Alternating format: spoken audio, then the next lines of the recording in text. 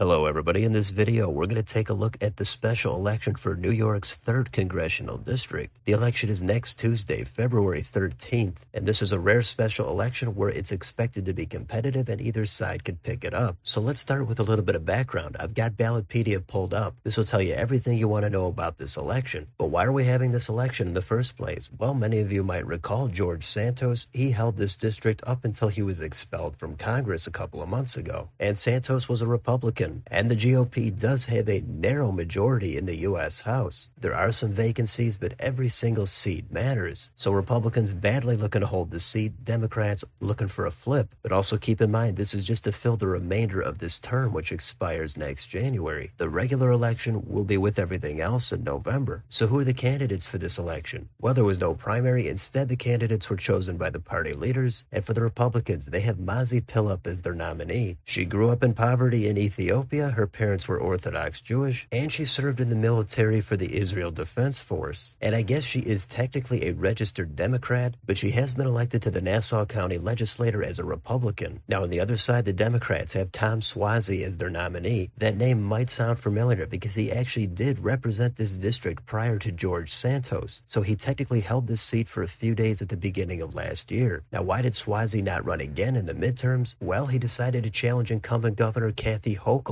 He got in 3rd place in that primary with only 13% of the vote. He also ran in 2006 and failed in that Democratic primary as well. So I would think theoretically there could be some bad blood there between Suozzi and Hochul. Both of them I do think are clearly a part of the Democratic establishment, but maybe now that Hochul got reelected and Santos got expelled, it's all water under the bridge and Democrats are just focused on recapturing this seat. So again, Ballotpedia has a ton of information and the background about these candidates. As always, the links will be down below in the description. So those are the candidates. Let's take a look at this district. It is possible the New York map gets redrawn again, but for now, here's an overview of the 3rd district. In the top right, you can see this district is located in Long Island. It has Nassau County, part of Queens, and it's also apparently the wealthiest district in the state, as well as one of the wealthiest in the country. One other thing to quickly keep in mind is when Tom Suozzi represented this district, that was prior to redistricting. So he's a familiar name, but the boundaries are not going to be exactly the same as they used to be for Suozzi. So let's look a little bit more into this 3rd district. Over on the right, it says the median household income is almost $130,000. You can get your racial or ethnic breakdown there as well. And as for the partisan lean, Cook PVI has this as a D+2. So again, keep redistricting in mind. But back in 2020, Biden won this district by 10 points, 54-44. And if we take a look at Tom Suozzi to see how he did back when he last won in 2020, it wasn't really close. He got 56% of the vote. In that race, he actually did run against George Santos. Now in 2022, in the new district with Suozzi not on the ballot, Santos was able to win, and that was by a relatively comfortable margin. He got almost 54% of the vote. So this is a wealthy district that leans Democratic on paper, but the candidates are going to matter. The national environment is going to play a role. There's a lot on the line here, and it's going to be competitive. Now, if you want to look a little bit closer into the partisan breakdown of this district, we can get on Dave's redistricting. So here's the state of New York. We can zoom in to Long Island and focus on that 3rd district, and there you can see the generic boundaries, but here we could toggle on and off the partisan breakdown of each precinct. So obviously the darker blue is more Democratic, the darker red is more Republican, and it does look like it tilts a little bit more toward the Democrats, but as you can see, there's a lot darker blue in some of the surrounding districts. The 3rd is a lot lighter, so it could be won by either side. So let's get back to Wikipedia and take a look at the endorsements. So there could always be more that aren't listed here, but Mazi Pilip, she's got a bunch on here from Republican organizations and local politicians. Meanwhile, Tom Suozzi's got a bunch of his own, plenty of labor unions and organizations, and he also has Governor Kathy Hochul. Now, if you want to follow their campaigns a little bit more closely, we can switch over to YouTube and take a look at what they've got on their channels. Here's the channel for Mazi Pilip. She's got several ads on here, and it seems like her best strategy is to go after Suozzi on immigration. That's going to be a key issue there, as well as tying Suozzi to Biden, who is unpopular. There was a time where Suozzi had voted with Biden 100% of the time. So it does seem like if you want a pure establishment Democrat, you're going to go with Suozzi. Also, if you want more information about Mazi Pilip, here's her official campaign website. Feel free to see what she's up to. And if you want to do the same thing for Tom Suozzi, we could get on his YouTube channel. Looks like he's also got a few campaign ads as well as events. And I think Suozzi's best strategy is to use his name recognition. Voters already know him. A lot probably trust him. And I'm sure abortion is another topic that's going to be beneficial for Suozzi. And if you want to take a look at Suozzi's official campaign site, Here it is if you want to see what he's up to or where he stands on some of the issues. And how about any debates? Well, it looks like there is going to be one here tomorrow, February 8th. I had read that Mazi Pilip had declined to debate. I think that would be a complete mistake if she did not debate, but now it looks like it actually might happen. Feel free to take a look at that if you're interested. Finally, we could take a look at the campaign finance and the polling. Suozzi is loaded here. He's got more than twice the amount of Pilip. I'm sure, as I said, Suozzi has all kinds of ties to funding and the establishment. It's going to be a little bit more of an uphill climb for Pilip. And finally, we've come down to the polling. I'm sure there's going to be at least one more before the election, but we've got two on here. One from back in November. That's a little bit outdated at this point. Suozzi was up 3 in that, but the more recent Emerson College poll also shows a 3-point advantage for Suozzi, 45 to 42. That did use 975 registered voters, and there's 9% undecided. So what is the conclusion here? Well, it's hard to say. The national environment with the party in power and Biden does not favor Suozzi. However, his name recognition is going to be very strong. Plus, George Santos, the Republican here, who has a tainted reputation, that can leave some independents saying they want nothing to do with the Republicans for this special election. Now, later on for the general election, things could change, but on paper, Suozzi looks like he's a stronger candidate. He has better funding, and the district itself does seem to slightly favor the Democrats. And as for Mazi Pilip, she does have a background and a story that seems like it would theoretically appeal to voters in that district, but in my opinion, it looks like she would end up coming up just a little bit short. Suozzi is going to probably want to distance himself from Biden given his unpopularity, and as for Pilip and Donald Trump, my impression is it seems like she's mostly neutral toward Trump. She's not going to come out against him, but also not going to come out for him. So a lot of this is going to come down to local issues. Immigration is going to favor the Republicans. Abortion is going to favor the Democrats. There's plenty of other issues like the SALT tax deduction and foreign policy. And I don't know what's going to happen, but if I had to make a prediction right now, I would say this is going to lean towards Suozzi, maybe only by a couple of points. The undecideds could break late for Pilip and put her over the top. That's definitely a possibility. But I think the legacy of Santos and the lean of the district overall is probably just enough for this district to flip and be a pickup for the Democrats. It's also possible after the debate, Suozzi could overperform and win by 7 or 8, or maybe Pilip stuns and wins by 5 or 6 herself. We'll see what happens, but that's an in-depth look at this special election for New York's 3rd Congressional District. Let me know in the comments, what do you think about this district and what do you think is going to happen? Is Suozzi going to flip it for the Democrats, or do you think Pilip is going to pull it off? Let me know down below. On your way out, don't forget to like, share, and subscribe. Join if you'd like to support the channel. Hit the bell for notifications. Thanks for watching, and I'll see you next time.